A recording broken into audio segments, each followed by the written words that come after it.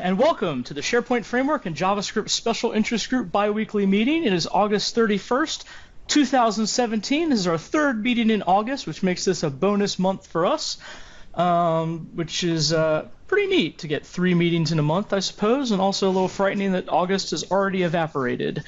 So looking ahead, or looking at the topics of this meeting, this is for folks that might be listening to this for the first time or attending the call for the first time.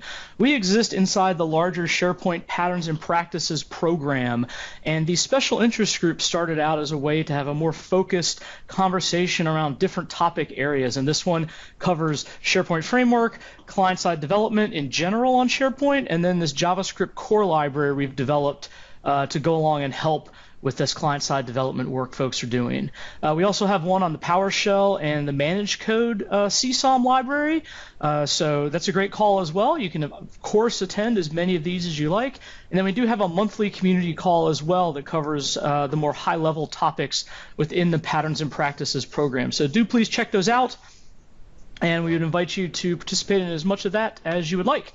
2 links down there at the bottom, aka.ms/sppnp-community, will take you to the Microsoft Tech Community, which is a great public forum where you can ask questions and get help with problems you might have on, questions or... I'm not the presenter. That's strange. Let's try this one more time. It's not your morning, Patrick. This is all Vasa's fault. Everything was fine until the finish got involved, just like F1. And then, so the Microsoft Tech Community is a great place to get involved and hear or get your questions answered and get some help with maybe projects you're working on or ideas to solve problems. And then as well, dev.office.com/SharePoint is your one-stop shop for all things SharePoint development. That is a great place to get started, whether you're getting started on whether it's the classic SharePoint development with solutions, whether it's add-in development, or whether it's the new SharePoint Framework development. We're moving all our resources there. So if you're new to SharePoint Framework and want to get started with that, we've got great tutorials, great examples you can walk through to get started, build your first web part, deploy your first web parts, and then a lot of some more advanced topics you can get into. So do check out those resources. Our agenda for today, we'll have a quick update on the JavaScript Core component, a SharePoint Framework latest news from Vesa, and then we've got 2 great demos from Stefan and Chris. The first on a page contributors web part that was just recently posted into the SPFx samples, and then a jQuery application toaster, which is an extension that's been posted there as well to the SPFx samples. So have both of those, and then we should have a little bit of time at the end for an open discussion, depending on how long the presentations take. So moving forward, some opportunities to participate in the SharePoint Framework, Patterns and Practices stuff, this JavaScript Special Interest Group, or the larger Patterns and Practices program in general. So you can demo a SharePoint Framework web part on this call, or now I should change that to also include extensions. So this is if you're doing some work in SharePoint Framework, would love to have you get in touch with us. You can demo that work on this call. So love to promote the community work. I think it's a great opportunity for all of us to learn from each other. You can demo the SPPnP.js in a project. So if you're working with the core library, I would love to see demos on that as well. You can, of course, combine that with your SharePoint Framework demos. 7.5 that you're looking, you're talking about June? Indeed. You can contribute on GitHub. So contributing on GitHub is submitting issues, submitting pull requests, helping other folks when they have questions. And that's not just on the core library. That's as well. You can get involved in the SharePoint Framework repos on GitHub, or any of the other Patterns and Practices stuff on GitHub. That's a great way to get a little more involved in the community. And then, of course, you can provide feedback on any of the work we're doing, so not just the development work, but how are these calls going, other than apparently my ongoing audio issues, and how, what other samples would you like to see, what other features would you like to see in this or that library? Really, it all boils down to how can we help you be more effective developers, whether that's tutorials, whether that's code samples, whether that be enhancements to various libraries. So always looking for that feedback, always value that feedback from everyone out there in the community. Quick point, Patrick, you need to update the slide because it only said SPFx web parts, but obviously extensions are absolutely fine as well. I think I said that. You might have said that, but the slide is saying web part. No, I think I said I need to update the slide. But you might have, okay. I can't tell if you're just messing with me today, but I'm going to check the recording. I'm going to cut that little section out just for you. All right. Quick update on the JavaScript Core component. So we got 3.0 beta 0. The beta stuff is such a long string, but we got that published on August 29th. Check that out. A lot of changes. There's a section in the developer guide on moving your code from the 2.0 stuff to 3.0. Definitely looking for feedback on those changes. Those changes aren't done. We're still working on 3.0. That'll be delivered hopefully in mid-September is the goal, but definitely looking for feedback on those things. Definitely looking for folks to help test that out, try it out with your code. Your existing code, let us know if we've broken something that was working, because clearly that's bad. And then we'll take that feedback and try and get things as solid as we can for the release. We've added graph support in that is with some known limitations. They're outlined in a blog post I put up. But really, those limitations mirror the limitations in SharePoint Framework. Right now, we're only going through the SharePoint Framework client, the Graph HTTP client. So we have the same limitations around you can only really call groups and reports, but we're only supporting groups at this point. We've coded out a lot of that API surface, but not nearly all of it. So that's some work to be done, as well as just testing and solidifying that as we move forward. Absolutely do not recommend that you upgrade any production code using this beta yet. I wouldn't claim it to be that solid. I think it's in good shape, but it hasn't been thoroughly tested out there by the community and hasn't been really vetted by us heavily either. So this is truly a beta, but do please check it out, give us some feedback, and then once we get the actual release out there, that's when you can start looking to migrate some production code. I did, as part of this in the blog post, mention some future plans and sort of our future thinking. At least that was a snapshot of our future thinking. Nothing is 100% decided on that, so we're still internally in the core team talking about that and trying to figure out exactly how things are going to shape up. But we have a couple of goals which are absolutely going to be the goals we carry forward. Number one is going to be making things easier and clearer for consumers of the library. Right now, it's a little bit jumbled. We have a lot of stuff in sort of our global library namespace and things like that. We also are the file size of the library is starting to get quite large.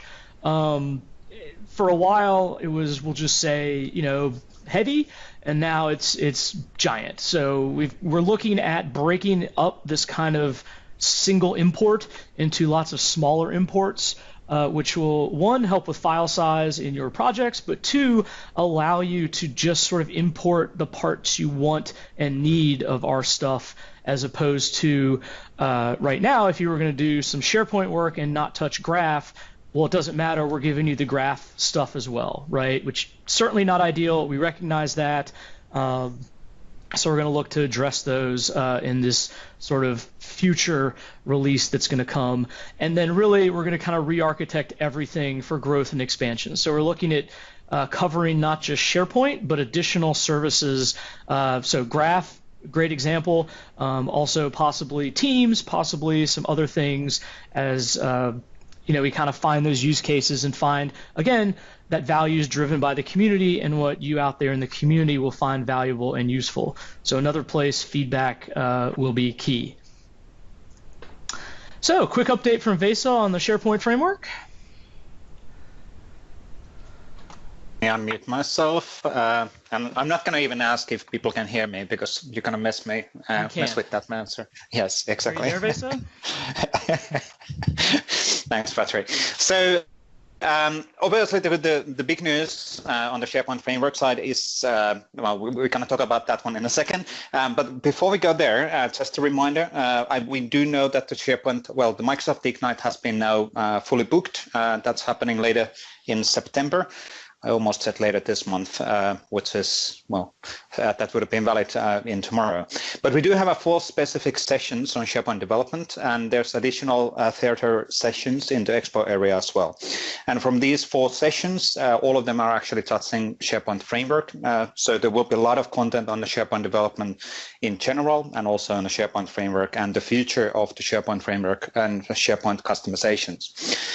We do have a SharePoint PMP booth with SharePoint engineering and MVPs, so the PMP core team members, helping you with any questions or anything what you want to see, or if you need any guidance on your issues or whatever on your day-to-day work. And there is also a SharePoint Topics in the Office Dev pre-day. So there is a specific Office Developer pre-day, where we will cover Microsoft Graph, Teams, and SharePoint Framework. So if you're interested on that one, I do not know how many spots we still might or might not have free on the pre-day, but I do know that Ignite is actually fully booked already.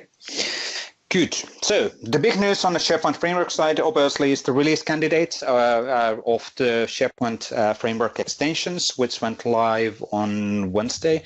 Time flies. I think it was, yes, Wednesday. Yeah, I'm completely messed up on the dates because I've been working way too much recently.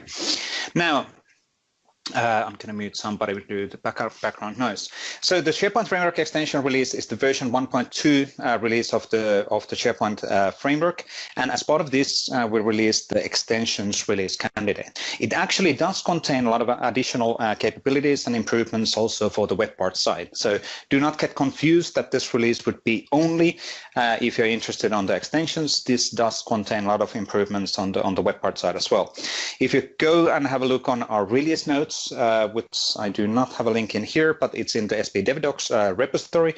You can actually see all of the list of things what has been improved on the web part side as well.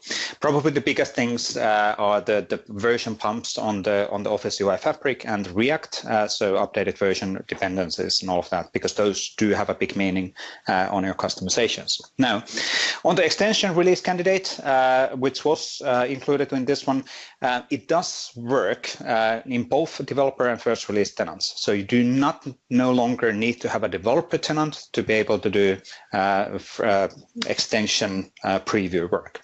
We do not support extensions yet in the production usage, so there theoretically might be some breaking changes when we move into the GA, but we're pretty close on locking down the APIs. So it's pretty safe, but we wouldn't recommend anybody to actually use that in the production for now. We are absolutely looking still feedback. Right now, for the initial GA, there won't be that many changes anymore because we want to stabilize the API, we want to stabilize the code, but we absolutely want to keep on evolving the extensions in the future as well, and we'll take your feedback into account in the upcoming releases as well. The reality for us is always, well, somebody might say that, hey, I provided feedback a few months ago already in the issue list, and apparently that wasn't addressed in the release candidate. Why didn't you do that? Well, let's think about this from a Microsoft perspective. Immediately when we go GA with these extensions, we can no longer change the API. It's locked. So what we need to do is always to stabilize the API, make sure that the API surface is essentially working properly, and really concentrate on that one. So we can't kind of in the last time or too much try to get additional things within the version 1.0 release of the extensions. Now, we will absolutely keep on evolving this. So as an example, I do remember a lot of comments in the additional placeholders. This is one of the classic requests and all of that. We keep on evolving those options in the future as well. There's no ETA for general availability at this point, but the classic rule for anything related on SharePoint is that we do quite often release our stuff as part of larger conferences, and you might have a look on the calendar if there's a large conference coming up relatively soon. I cannot confirm or deny any of your assumptions based on that, so I'm not going to confirm anything on that. The question is on the what versions of React. Thank you, Joel, for updating that one from the release candidate, from the release notes. So we do have the exact versions available in the release candidate release notes, so you can double check those. Good. I think I had a few more slides. So new guidance and tutorials, obviously, the extension tutorials went live as part of the release candidate. So we updated all of our extension tutorials. So if you want to start learning, or if you already went through the tutorials and you want to double check that, hey, what do I need to do to update my code? You can easily have a look on that in the tutorial, written tutorials. The written tutorials are, there's a coded version of them, so the outcome version is available from the GitHub, and we also have a video versions now released in the YouTube. So if you rather want to follow up on the tutorial in the video format, that's now available from the YouTube as well. We do have two general new guidance articles around the SharePoint framework. The first one is kind of a generic for SharePoint framework solutions, so working guidelines on working with CSS and its styling within the within the SharePoint framework solution. And the second one is around integrating web part properties with SharePoint. So how do you decorate your web part properties in a way that, for example, SharePoint search will actually index them. So, and there's additional things related on that one. So two quite nice articles which came directly from engineering, and then we had a few people polishing those things up before we pushed them out in the devdevelopers.com. Now, one thing what I wanted to also remind, we did have I think on this Monday, we released a webcast on the PNP webcast, which was around the GDPR Activity Hub. That might sound weird, but the whole point of this webcast is actually to have a more ready-to-use, polished starter kit, which is using SharePoint Framework web parts and automated provisioning. It actually, you can set up this SharePoint Framework modern solution up and running within a matter of minutes, and it's using Power BI, SharePoint Framework solutions. It is using remote provisioning in modern sites and all of that. So it's a really, really, really nice solution to demonstrate the power of the modern SharePoint experiences. Good. I'll come back on the questions in a second. I just want to make sure that we don't eat up time from the demos. Now, things what SharePoint engineering is working on. I'm trying to kind of update this as we move along and add additional things based on whenever we can actually share something. But obviously, the SharePoint Framework extensions now in release candidate, so getting close to be shipped. Automatic solution deployment should be renamed actually tenant scoped deployment of SharePoint Framework solution. That's already out. Site collection app catalog. That's coming up sooner or later. We'll see when we actually get it fully polished and out. But the whole idea is that you can actually not require that all of the solutions are getting deployed on the tenant level app catalog. Tenant administrator can actually approve that there are certain site collection scope app catalogs as well, where people can test or enable the solution by themselves without the tenant admin permissions. And that's really also to isolate how the solutions will be visible. So if you only put the web part solution to your site collection scope app catalog, obviously that web part would be visible only within that site collection. So you can isolate more precisely where the customizations are available. That's in the development. It's not in preview, even though it has a orange marker, which is my mistake. The orange marker should have been for those which are in preview.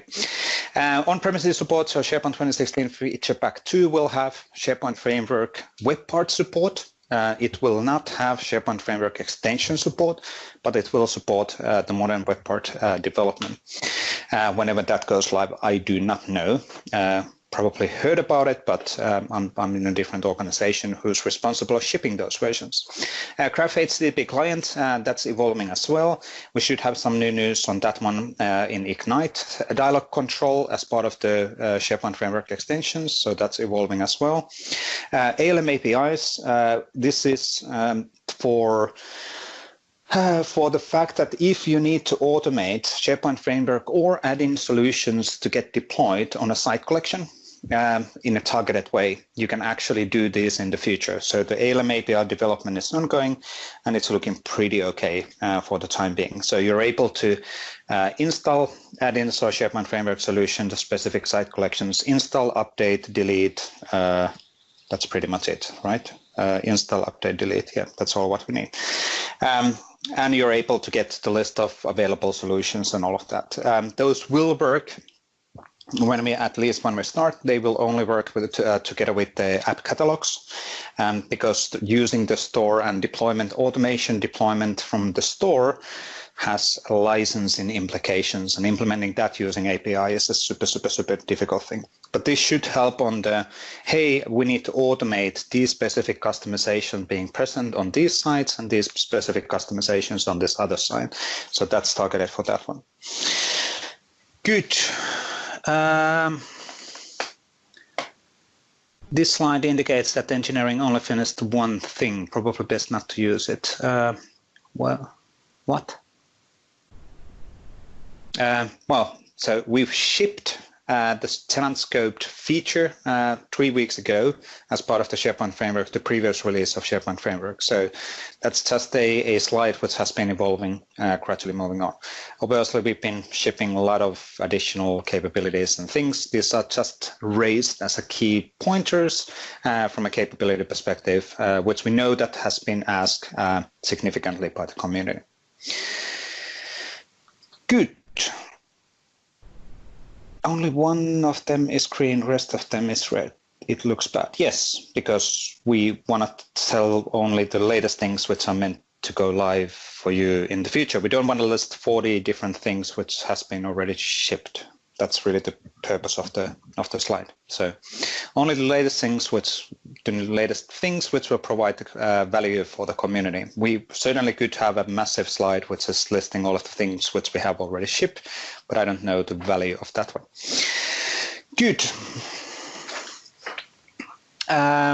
Yes, this is really showing what we are working, what the SharePoint engineering is working on, not what has been already shipped. So that's a completely different discussion. Cool. Thanks, Paul. Now let's move into the demo section. I'll have a look on the Ion window if there was any questions which I missed when I was chatting and having my big monologue. But let's start with Stephanie. Stefan, I can't pronounce your name properly. Are you already? You've been upgraded as a presenter. Good. It's Stefan. Yeah. Okay. Cool. So you can actually just start sharing and take over. I'll move into the Ion window, and after you, we'll move into the Chris, and let's see if we can have time for Q&A.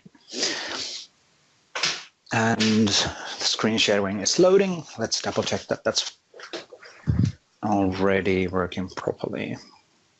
Now I got your screen at least, so all good? All good. Okay. So hi, my name is Stefan Magne. I'm currently a technical leader for Mosaic 365.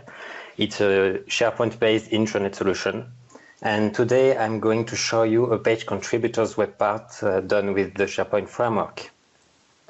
What it does is basically just showing latest page editors in reverse chronological order. So if I'm going on this page, for example, I can see that she had 2 editors, and as a user, as a reader, I'm able to contact them if I want to ask questions, for example.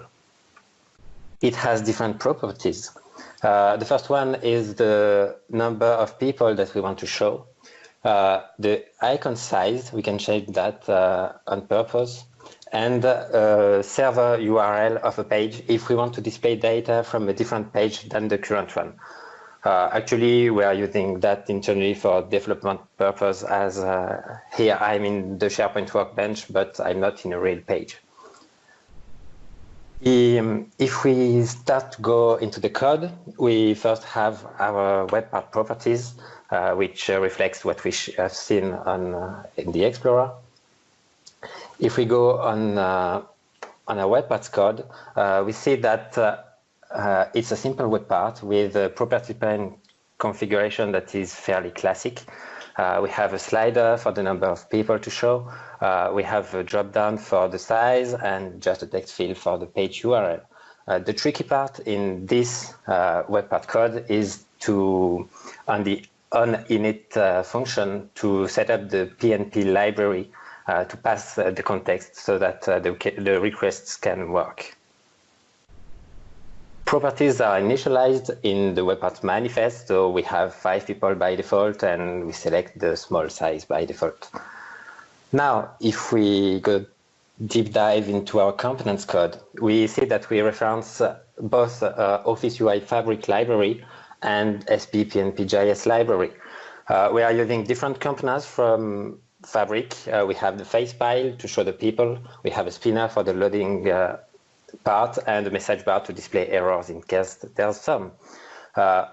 Component properties are the same than web parts 1, so we won't look at that. We have a simple class for page contributors. It implements the logic to create a contributor from a SharePoint user field. So we basically load the title and create an image based on user's email. We have 2 functions for the data loading as a service. The first function loads mock data in case we are not in a SharePoint context, so on the workbench, for example. It loads data after 2 seconds so that we can test the UI for the loading part. And then we have our real function for the service. It takes the page URL as an input, and it uses pnp.sp.web.getFile to open the page and select the modified by field. It expands it to have the different fields composing it. And then we check for all the versions on the file. So it's a different request. We have 2 requests there with the .versions here. And we order them by created field, and we select the created by field. Once we have all this data, we are able to build an array with the history, and we create a page contributor from each SharePoint field. Once the array is built, we use this remove duplicates function because we don't want to show the same user twice. For example, if I edited the page yesterday, and today I don't want to be seen twice on the page. And that's all for the data service. Then we have our page contributor state. This is our web part state, and it will be used by the different components to update their UI. We have a first component, which is a loading button.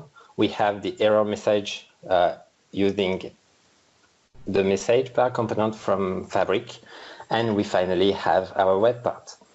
The render function just shows the face file from Fabric, the loading control, and the error message, which will automatically update based on the state. We load the different users on the component mount, and we reload them on the component update if the user changed the page URL property. And we finally have our load users function. It just checks the current environment. So if we are in a workbench, we just get the mock data. And if we are in a SharePoint context, we can get the real data. We see there that we pass as an argument either the web parts properties or just the location.path name from the navigator. And then the other functions are just help us set the state. So we can set the state of not loading without error, and we have our contributors, or we have an error, we build the message from the SharePoint error, and we clear the contributors part. And that's all. We then have our web part in this page.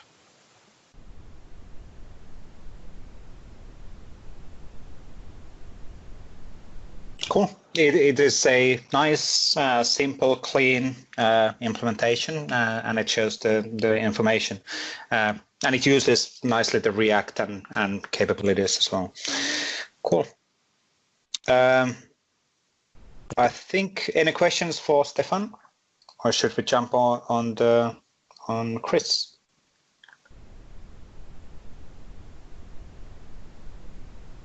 So let's jump on a Chris. Chris, it's early for you. There we go. Cool. So I can share this desktop here. Let's see. Someone you can see my beautiful face. Or, just my regular face, that's fine. Loading, and I got it. Yes. Okay. So you're the guy from a movie then? So yeah, that's me. Good. Totally. Not a copyright violation in any way. Right? No, I don't. Fair use, right?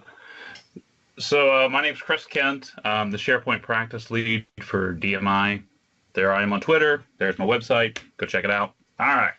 Oh, and just for Paul, I added a bunch of check marks. So, all right. Woo!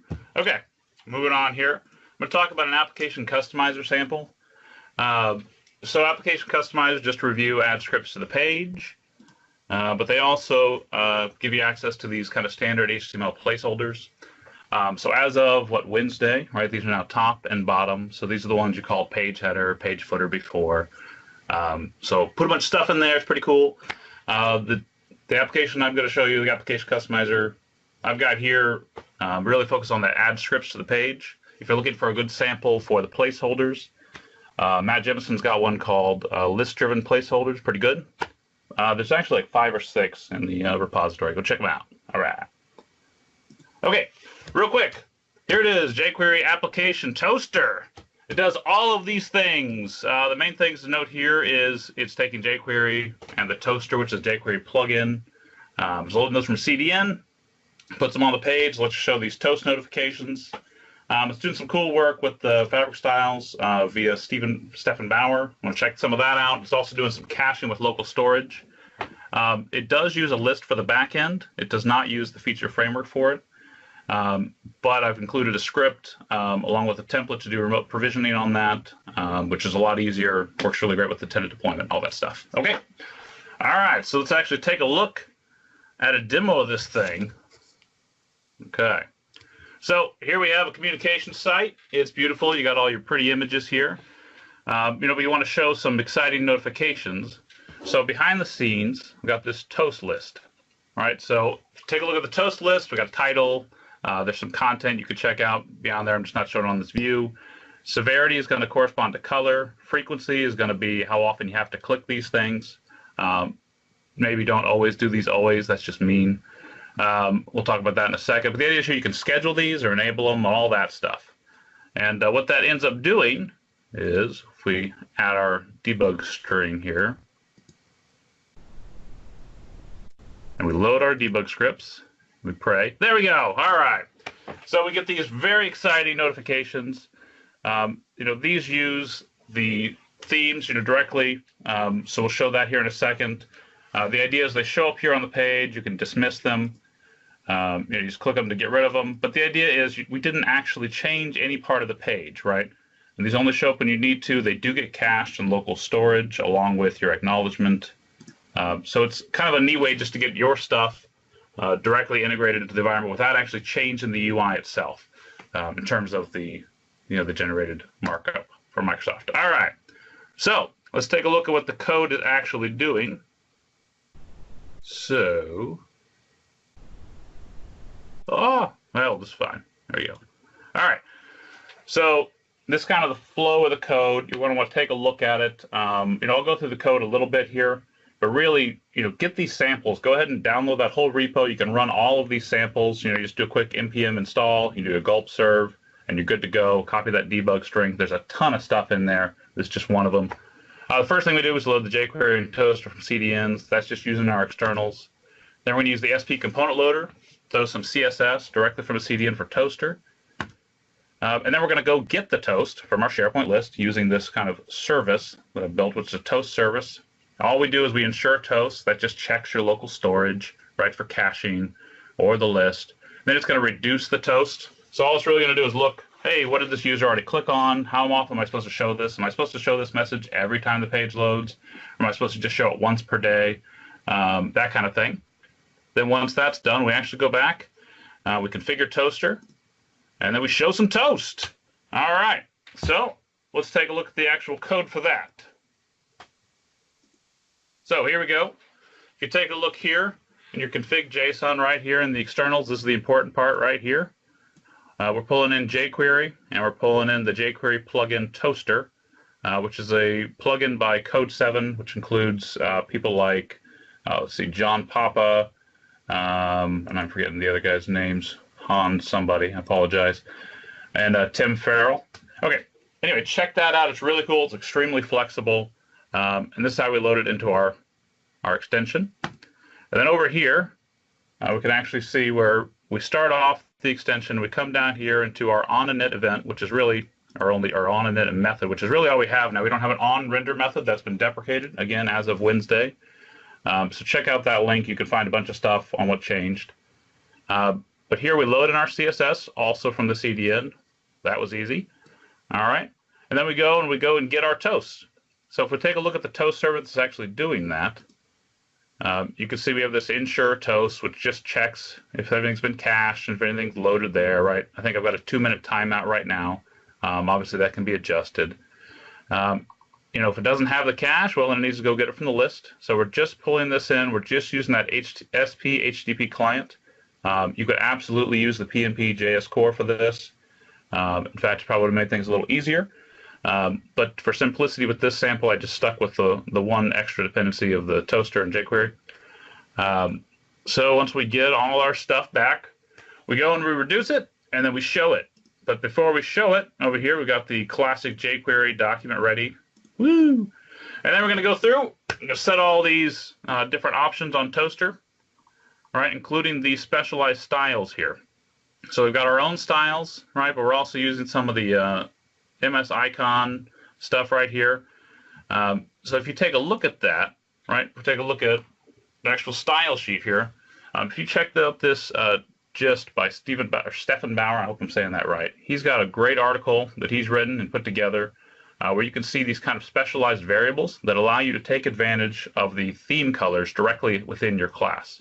So you can see here, that's all I'm doing here. I've got MS Blue, MS Orange Lighter, all that stuff. That way my toast matches very well what they've got. You can even choose the actual theme color itself, right? So if you want all your notifications to match whatever randomly assigned color you got, you can certainly do that. All right. So once it's all configured and we get all our toast back, we just start showing them. Which is pretty straightforward with Toaster. It's just toaster dot whatever you want here. Put a message, put a title. And then the overrides are just ways that we're kind of passing in the on-click events and on-close, which is how we acknowledge. All right. That's it. Pretty exciting. Check it out. Let me know what you think. If you see something you want to fix, hey, it's GitHub. Feel free to contribute. That's all I've got. But thank you guys very much. Thanks, Chris. Good work on the things. Can you show the UI one more time? Because Yeah, it's so sure cool. can. That's Here. it's beautiful UI on the communication sites as well. So. Let's see if I can get some of those come back. I acknowledge several. There we go. All right. Cool. Beautiful toast. Good work. No, but this is actually a real life scenario, and this is such a great scenario from that perspective that this is something what typically customers do want to have within their corporate portal. They want to have some sort of a way of notifying people, maybe a link within a toaster saying, hey, by the way, you need to confirm this one, or there's now an alert, your building is on fire. No, well, that's not necessarily the right way of informing that, but those are the classical scenarios. People always want to have these kind of things. And just as well, it could be expanding the header area, or it could be the classic. What was it? What did we have back in 2013? It was the warning. No, not warning. Pop-up thingy. The yellow bars, which we. Yep. Well, there's anyway multiple ways of rendering these messages. So that's what I'm trying to say. Cool. Link to the solution, I can quickly get you that. So that's in SPFx extensions. And let's see, who's fastest?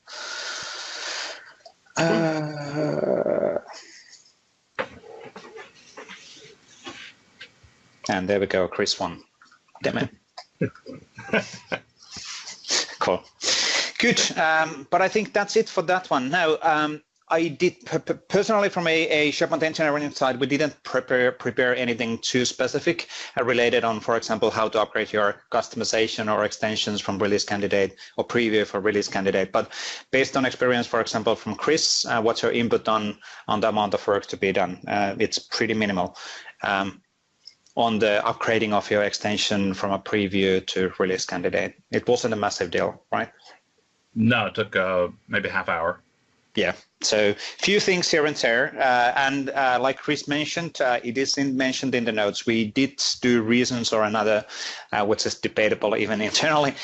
We deprecated the on-render method in the application customizer, which might sound slightly weird, and we had a pretty long internal discussion in engineering as well, that why did we do that? Does it make any sense? But that now has been done, and the final agreement was that we'll do that, but there's still ways and patterns to actually output, for example, stuff to your placeholders. So that the capability of rendering something from an application customizer to the UI is not going to go away, absolutely supported. That's not the intention of getting rid of the on-render. The scenario why the on-render was actually taken away was that quite often application customizers do not take advantage of the application, on the placeholders. So there was a statement that it would be confusing for people if there is a mandatory, well, not mandatory, but if there would be an on-render which you can override, because that would imply that you always output something in the placeholder. That was essentially the internal logic behind of that decision. But all good from that perspective. Any random questions? We have 20 minutes, unless Patrick has some random things which he wants to show. Patrick, quickly on your stuff, you did release the beta version of the PMP.js core. Is Vesa talking? I can't hear him. Yes. Yes. I don't actually have anything prepared to show. I could sort of show some random stuff on the fly if we'd like.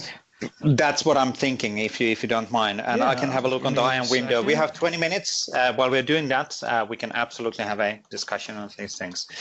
Now, on AC, engineering should have the does it make sense debate more frequently. Yeah, I know.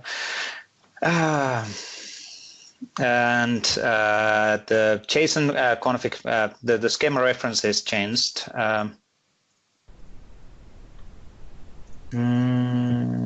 Do we need to upgrade on the version 2.0 schema? So what we're looking into doing for SharePoint Framework is that we will keep on supporting SharePoint Framework version 1.0 for years to come.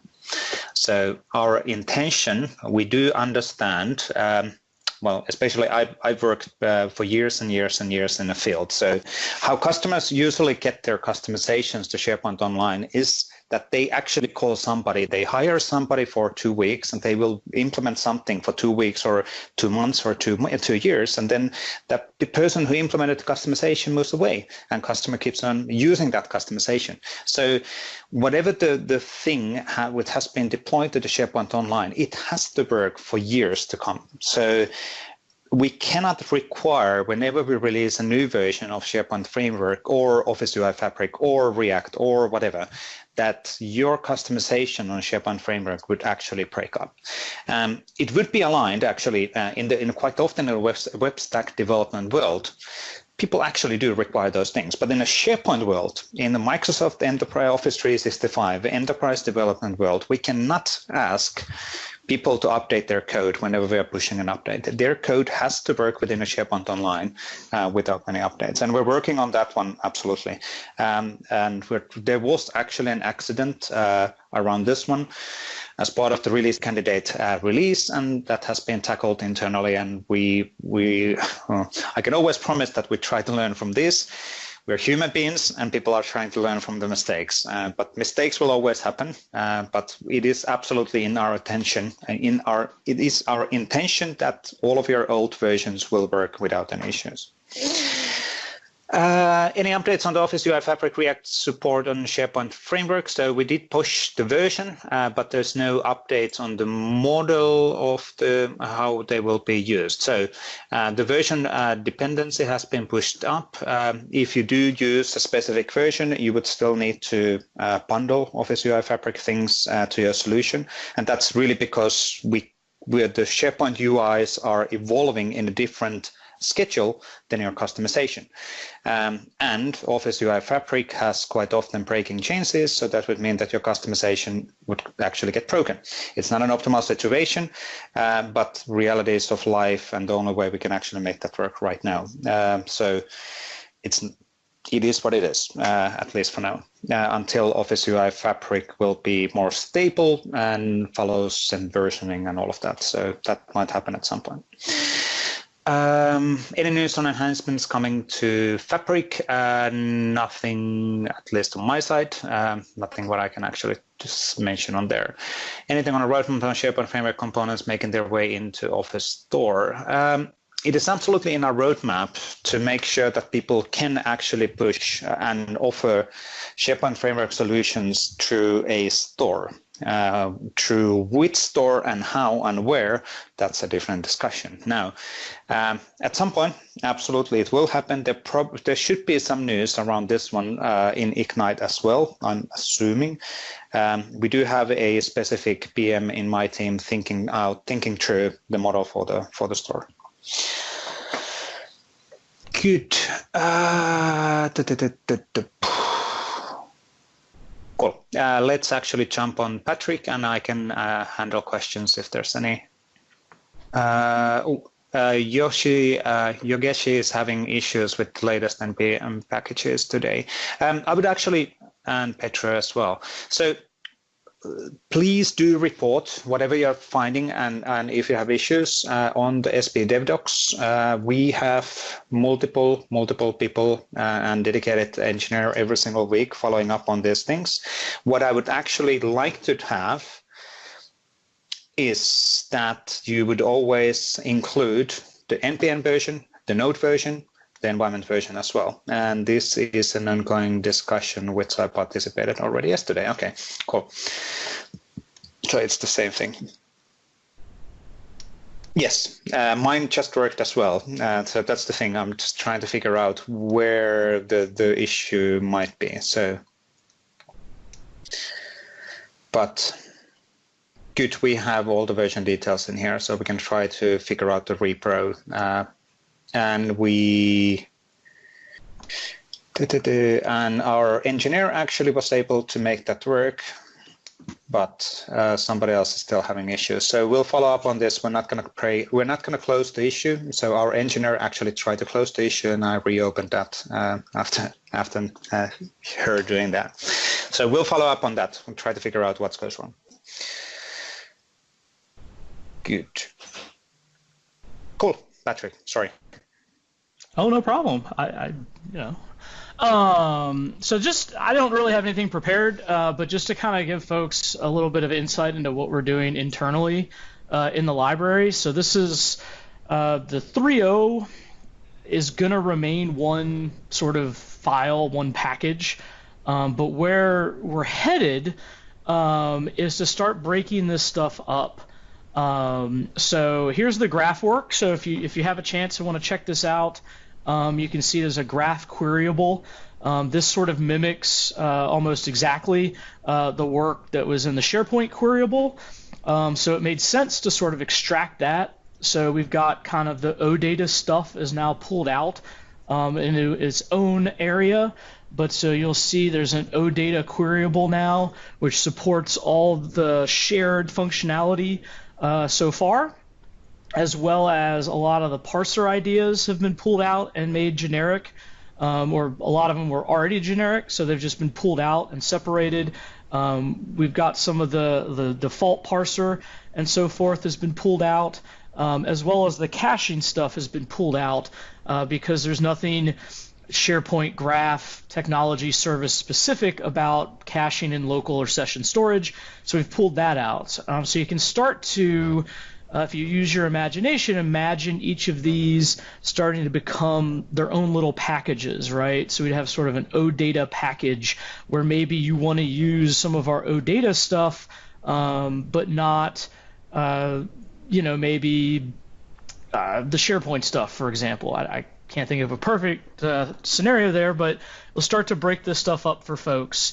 As well, we've broken out the request stuff, so the pipeline that we run all our requests through is now completely generic, so everything gets passed into this, whether it's from Graph or from SharePoint. Need the Graph to be able to read users' mail? Sure. Right now, that's a limitation of how we're going through the SharePoint Framework client. So that will come either through the SharePoint Framework client or as we expand to support authentication within this library. But that's great feedback. Does the Graph stuff need the next version of SharePoint Framework? It needs the version that has the Graph HTTP client available. So that was before this release candidate that just went out. I'm not sure what version number introduction to that corresponds to. Vesa, I don't know if you have any insight there, but it doesn't need the absolute latest stuff. Chris is saying 1.13 was where the Graph HTTP client was introduced. So we would need that that is right correct. now. That is correct. Yes, okay, perfect. That's correct. Yeah, so you would need that version of SharePoint Framework to use the Graph stuff through the JavaScript Core library for now, for this beta.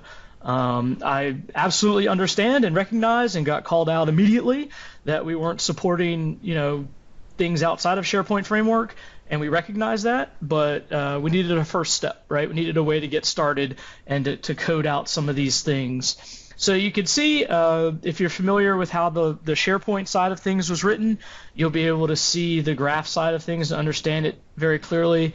It's the same structure, same kinds of classes, and the same ability to add stuff into the Graph. So add, retrieve, we're working on all that. One thing that's really great, and I'll point this out in case folks didn't know about it, the Graph team has actually put out a Graph types package. So you can grab that, and all it is just all the TypeScript interfaces for all the Graph objects. So that's really great. So if you need that, you can grab that. That's fully separate from anything we're doing in PnP. That's from the Graph team. So grab that. That types all the objects. So events and all that stuff. It actually has all the types that we don't even support yet in the PnP. So it's all the types. So just a little inside baseball for me. I wish I'd known about that about 3 hours before I found it, because I had started coding out all the types. But then I found it, which is awesome. And so check that out. Whether or not you're using our stuff, that will help you in terms of typing your stuff. The Graph team has released a library. We need to, this is something what I need to internally actually chat with Gina and a few other people, that when they do these kind of things, it would be convenient if they would actually communicate. So the community would know. It's yeah. Because it caught me by surprise. So yeah, exactly. So nobody was aware. So we're going to look at that. It's a big thing. And we need to have some conversations around what it makes sense. If they're going to be writing in the library, does it make sense for us to also be writing in the library and have those kind of conversations? But so that'll come. We'll see. The question of where is at Microsoft/Microsoft-graph-types is the package name. I don't actually have a link handy for the website for that. So you can check that out. And then what other? So you can sort of see. There's more folders now, so we're starting to get these things kind of bunched up. But the next sort of iteration of this is going to take out a lot of the things that aren't necessarily in the critical path of using the library. So for example, we're going to take out the node fetch client. We're going to take out the SP request executor client from the core library and provide them as separate packages. So for the folks that need them, you'll be able to add that package, and you'll be able to use that as you do today in your projects, but it won't be part of the core, which is then going to really help us start to shrink our file size down. And really let people grab just the pieces they need without maybe having them carry around all this extra weight for stuff they're never going to use. Again, that example, if I'm only doing SharePoint stuff, I don't need any of the graph stuff to be in my project. It's just extra weight. So we're going to look at doing that. And once we get to a place where we can start exporting ES6 modules and things like that, the tree shaking and all those sort of technologies as well will help with your bundle sizes. But for now, pretty much everybody in the world is limited by Uglify. The configuration, this is called out as well in the blog post, has been updated. So we've got a section now for SharePoint and a section now for Graph. That's really the only change in configuration. So we can get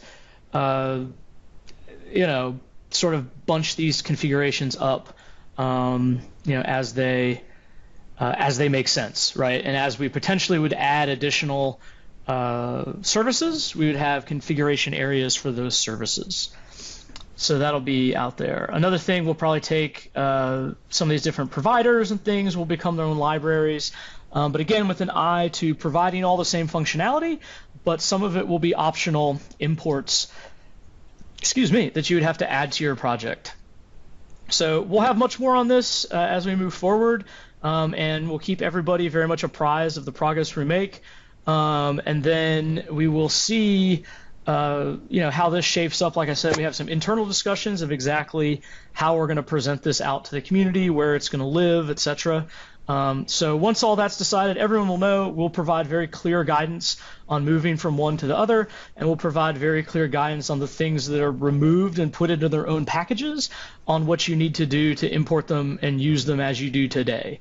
So there will be no loss of functionality, but there will be a movement of functionality to other packages and potentially other patterns or ways of doing the same things. But we will support all the stuff we support now.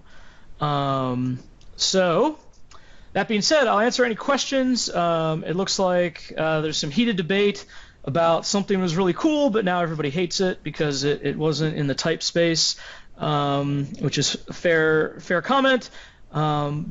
So any questions on what we just talked about through the graph work, or anybody have any questions on any of the other stuff we discussed today?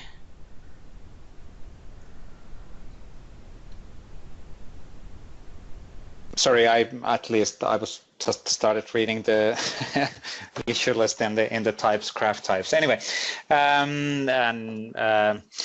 let's see if we can actually influence on some of this stuff internally as well. Unfortunately, graph guys are in a completely different organization as the SharePoint guys, so we can't directly influence them. Maybe I'll chat with Yina, even though maybe Yina isn't quite up to date on this level, but still. Latest in Ignite, if people are coming to Ignite, you probably want to have a chat with Yina and the people on the right ways of doing this stuff. Cool. At least who's doing drumming? Somebody's drumming. Or maybe it was a voice in my head, right, Patrick? Yep, I think so. Cool. Anyway, if there's no additional questions for time being, we do have a following meeting coming up on September 14th. This is already getting pretty close to the Ignite, which means that we'll prep on the Ignite demos and everything else. We can't probably show you anything new, which we're planning to show in an Ignite, just to be honest on that one. I might be actually able to show in this special, in here, how to automate full site deployments and everything else. Well, we'll see. But we're getting closer and closer to the Ignite as well. And like mentioned, in Ignite, there will be announcements. There will be new things around the SharePoint development as well, and updates on all of the things, which is great. But Thank you, everybody, for joining. And now that I remember this, Paul and related, Paul and Eric. Eric is not on the call. We need to chat at some point on random on our common community things. But thank you, everybody, for joining. Thank you, Stefan and Chris, for your great demos. Good stuff, and they're showing how to make scenarios to work for the others. The code is available on GitHub. The video will go live in YouTube within a few hours or 24 hours typically, and we'll do tweeting on when the recording is available. What else, Patrick? What else do you want to say? Thank you to Chris. Thank you to Stefan for the great demos. Really appreciate that. And as always, if other folks in the community have stuff they would like to demo, just get in touch with us. I think it's one of the most valuable things we do is get those community demos out there for everybody to see and share. So thank you to all of you for attending, and look forward to seeing you guys on the 14th of September. Sounds good. Thank you. Bye-bye.